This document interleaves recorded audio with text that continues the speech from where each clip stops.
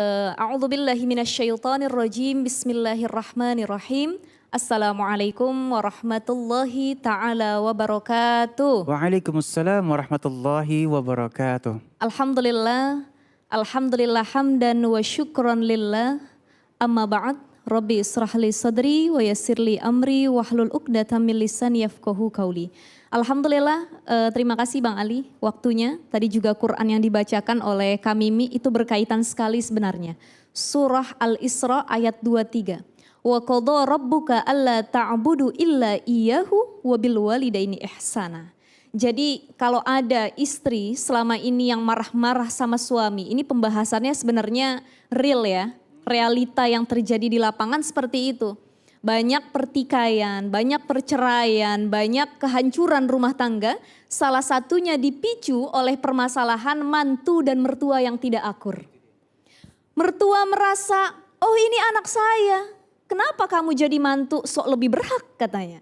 Yang mantu mengatakan ini suami saya, kenapa ibu masih ikut campur rumah tangga saya. Seperti itu.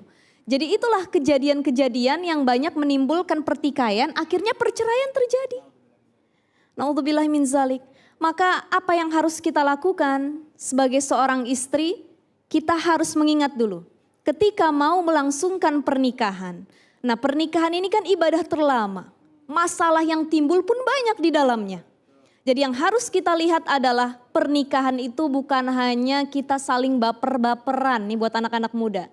Nikah, baper-baperan, gandengan tangan, ada yang halal, foto. Ini pasangan aku katanya mencintai karena Allah sampai surga. Sampai rumah geplak-geplakan sama suami gitu kan. Banyak yang seperti itu. Jadi indah di media sosial tapi ternyata tidak indah kejadian yang sebenarnya aslinya. Nah menikah itu bukan hanya soal indahnya saja. Tapi ternyata banyak juga buruknya. Orang yang menikah itu masalahnya banyak. Suami dengan istrinya solih-soliha punya mertuanya gak baik. Ada yang mertuanya baik, Masya Allah kita dianggap seperti anak sendiri, suami kita yang kagak baik. Ada yang mertuanya baik, suaminya baik, orang tuanya baik, iparnya yang kagak baik. Ada aja fitnah sana sini. Tahu gak lo katanya, lo ngasih duit ke istri lo berapa sih? Masa sama emak lo gak ngasih tapi sama istri lo banyak banget tuh kakak iparnya yang begitu tuh. Jadi istri pakai barang branded baru. Dia ngomongin ke mertua, mah lihat deh mama masa gak dibeliin, dia doang yang dibeliin kan. Nah ini kan jadi pertikaian ya. Akhirnya banyak perceraian dan masalah yang timbul lebih banyak lagi karena iri-irian dalam rumah tangga. Yang harus kita pahami wahai para wanita yang ada di luar sana, para istri khususnya saya juga yang berbicara di sini.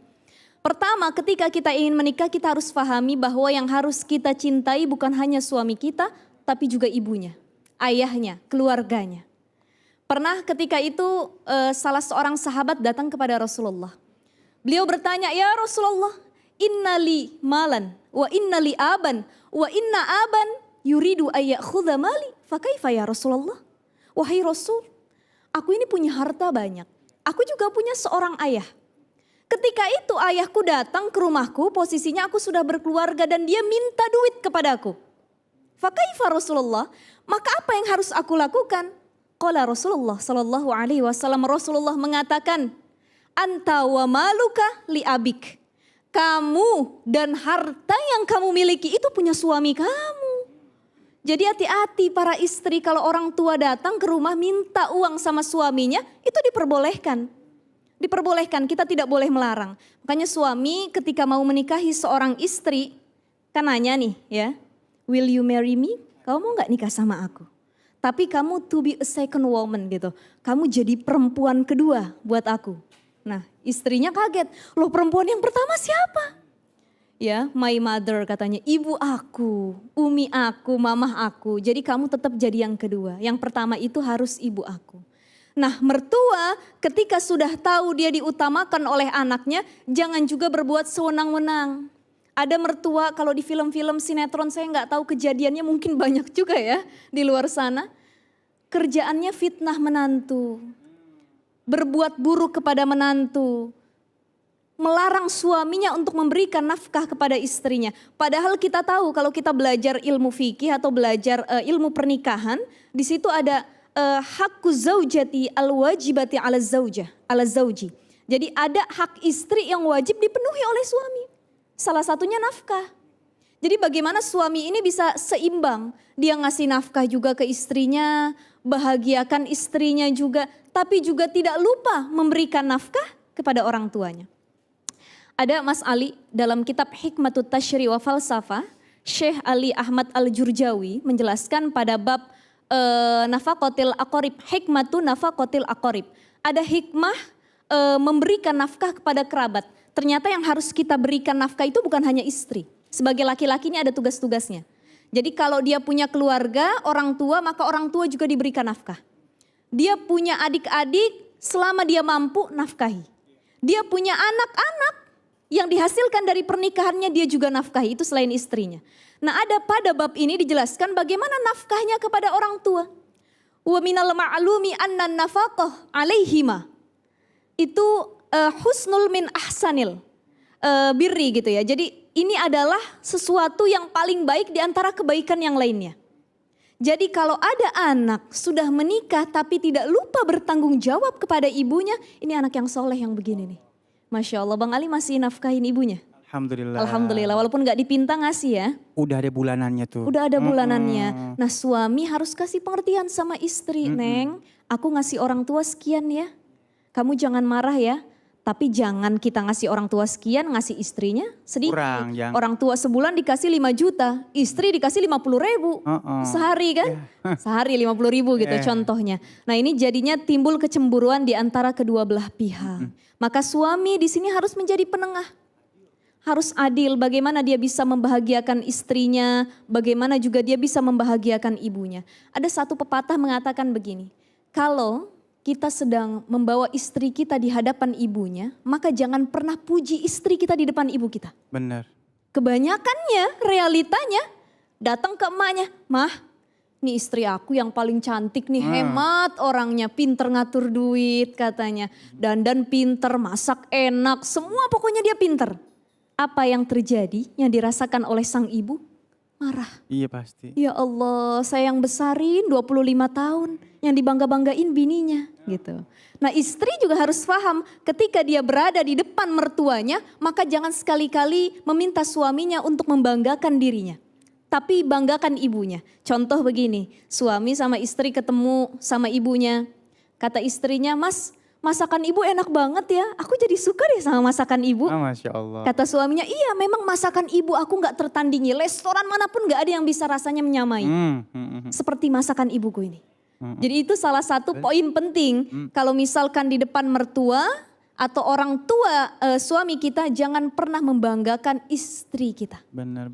Tapi sebaliknya, ketika tidak ada orang tua kita, baru banggakan istri kita. Ada Kamu akhlaknya cantik, ya. kamu ini ya. Itu ada adab-adab dan akhlaknya. Kenapa sih? Wahai para istri, mereka semua bertanya, kenapa sih kok kita harus patuh sama orang tua? Nah, orang tua ini ada 3. Ada orang tua nasab, ada orang tua sabab. Orang tua nasab itu yang melahirkan kita, menyusui kita, itu orang tua nasab. Ada orang tua sabab. Nah, orang tua sabab ini ada 2 jenis. Pertama, yang ngasih ilmu sama kita, itu orang tua. Yang kedua, orang tua yang memberikan anaknya kepada kita, itu juga orang tua. Mertua itu yang namanya orang tua sabab. Maka kita harus paham bahwa tugas kita sebagai istri harus juga berbakti kepada orang tua kita, dan mertua juga kudu sayang sama menantunya. Inilah salah satu keutamaan kenapa orang tua itu harus lebih diutamakan, tapi tidak juga meninggalkan kewajiban untuk membahagiakan istrinya. Kalau kita lihat kenapa seperti ini, ada 2 kisah. Pertama, kisah Hanzalah. Hanzalah itu baru pengantin baru, nikah, baru selesai malam pertama sama istrinya diketok pintu sama utusan Rasulullah. Tuk, tuk, tuk, tuk, tuk. Assalamualaikum Hanzalah, engkau diminta untuk jihad, perang bersama Rasul. Apa kata Hanzalah? Aku ini baru menikah loh, baru kelar, belum mandi junub. Tapi kata Rasul ini perintah, dia tanya sama istrinya, "Neng, boleh gak abang berangkat perang?" Kalau kita perempuan yang ada di Indonesia gitu, yang lagi nonton, baru kelar malam pertama suaminya suruh jihad perang, mau apa enggak kira-kira ya? Kak Mimi mau enggak kira-kira? Ntar dulu katanya. Masya Allah, tapi istrinya dengan sabar, tawakal, dia bilang berangkatlah karena ini adalah perintah Rasulullah. Ketika dia berangkat, ternyata di medan perang itu Hanzalah meninggal. dan keadaannya masih junub, belum mandi. Masya Allah, apa yang terjadi? Kematian Hanzalah, wafatnya, memandikannya, mengkafaninya itu langsung dilakukan oleh para malaikat. Jadi saking dia orang solih yang berani meninggalkan kenikmatan dunia dengan istrinya untuk ikut berperang kepada Rasulullah. Jadi kalau jihad kepada Rasul itu diharuskan walaupun dia sedang bersama istri. Beda dengan orang, salah satu sahabat yang datang kepada Rasulullah, dia bilang, wahai Rasul, aku ingin berjihad, ikut berperang denganmu. Rasulullah mengatakan, kamu masih punya orang tua enggak? Punya. Kalau gitu jangan kamu ikut jihad dulu. Jihadlah untuk berbakti dan membahagiakan orang tua. Di sini kita bisa melihat perbedaan bahwa dalam jihad saja orang tua harus lebih diutamakan. Tapi untuk istri, di sini Rasulullah membolehkan untuk ikut berjihad. Jadi, jadilah istri yang baik, menyayangi mertua, dan jadilah mertua juga yang pengertian dan sayang terhadap menantunya. Wallahu a'lam bishawab. Makasih Ustazah ilmunya, ini ilmunya udah paham, ngerjainnya jangan pakai egois ya.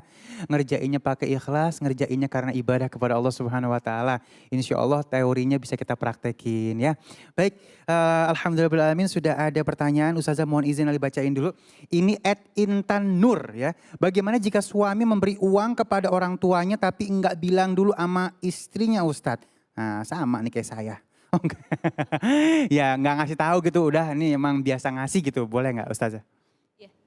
Kita berpacu pada hadis Rasulullah Shallallahu Alaihi Wasallam, Inna sidqa yahdi ilal birri. Kejujuran itu mengarah kepada kebaikan. Boleh sebenarnya suami tanpa izin istri dia ngasih duit ke ibunya, itu hak dia. Yang penting nafkah ke kita jangan dilewatin. Putus. Ini diem-diem ngasih emaknya ke istri nggak ngasih nafkah, itu salah gitu ya. Jadi tetap ngasih ke istri, ngasih juga ke ibunya, akan tetapi dengan cara yang beradab dan santun, izin sama istrinya. Bukan izin bahasanya ya, memberitahu. Neng, kamu abang kasih sekian tapi abang minta tolong ridhonya ya biar rumah tangga kita tetap adem. Abang mau kasih sekian per bulan ke ibu. Kan udah sepakat kita jadinya. Nah itu lebih enak. Daripada ketahuan tiba-tiba ibunya ngomong makasih ya duit yang kemarin katanya. Nyampe rumah berantem sama istrinya. Lepasan ya. Abang ngasih berapa katanya sama ibu? Aduh gimana sih abang nih katanya. Nah, contoh seperti itu ya. Jadi lebih bagus ada kejujuran. Karena kejujuran itu bisa mengarah kepada kebaikan dan keharmonisan rumah tangga. Oh, Masya Allah ya. Jadi bukannya izin tapi pemberitahuan. Biar kata kagak boleh tetap aja kita kasih. Sebaliknya kalau istri itu walaupun hak dia uangnya, tetap kita untuk menjaga keharmonisan izin dulu sama suami. Itu ada aturan seperti itu ya. Aturan adab-adab. Masya Allah, terima kasih Ustazah. Namun sebelumnya memang sedikit lagi masih ada waktu. Nah kalau misalnya tadi kita konsentrasi ke istri mungkin. Misalnya istri mau ngasih uminya orang tuanya. Pakai uang lakinya boleh nggak? Boleh tapi dengan izin suami. Itu lebih beradab. Jadi gini, ada dulu kisah di zaman Rasul, salah satunya istri yang diberitahu bahwa ibunya sakit keras. Kemudian dia bilang suamiku belum pulang berperang. Dan aku tidak boleh keluar melangkah satu kaki pun tanpa izin suamiku. Dalam hal itu saja yang urgen, hal yang doruroh untuk menjenguk ibunya yang sakit sampai meninggal dia nggak datang karena tanpa izin suaminya. Itu bisa kita contoh ya, hal yang paling doruroh, apalagi dalam masalah uang yang tidak begitu doruroh gitu ya. Jadi tanya sama suaminya, kalau misalkan suaminya ngasih duit ini buat keperluan rumah tangga tapi kita bilang, mas ternyata sisanya masih banyak, boleh nggak saya kirim buat orang tua saya? Gitu ya, kasih pengertian. Nah jadi suami juga harus ngerti, bukan hanya ngasih nafkah ke orang tuanya tapi juga ke orang tua istrinya harus seimbang.